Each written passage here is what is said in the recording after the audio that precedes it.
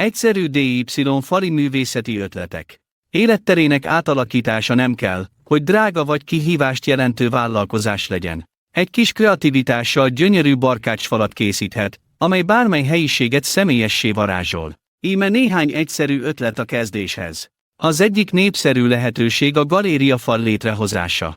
Gyűjts össze különböző kereteket, nem kell egyezniük, és töltsd fel kedvenc idézeteiddel, családi fotóiddal vagy akár szüretikönyvek oldalaival. Ez az eklektikus keverék otthona fókuszpontjává válhat. Egy másik egyszerű ötlet a vasiszalag használata. Ezzel a színes szalaggal geometrikus mintákat készíthet, vagy nyomtatott képeket közvetlenül a falra keretezhet. Ez egy megfizethető és ideiglenes megoldás, amely színeket és egyéniséget kölcsönöz.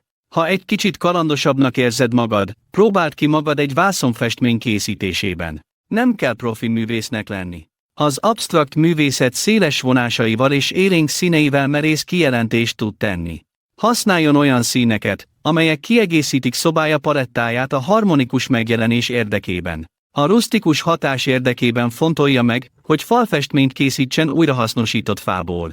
Festheti vagy pácolhatja a fát, és mintázatba rendezheti a darabokat, hogy egyedi, texturált darabot kapjon. Ez egy nagyszerű módja annak, hogy meleget és karaktert adjon a teréhez. Saját falfestmény készítése nem csak szórakoztató projekt, hanem egy módja annak, hogy életterét személyiséggel és stílussal töltse be. Ezeket az egyszerű ötleteket feltárva javíthatja otthona esztétikáját anélkül, hogy feltörné.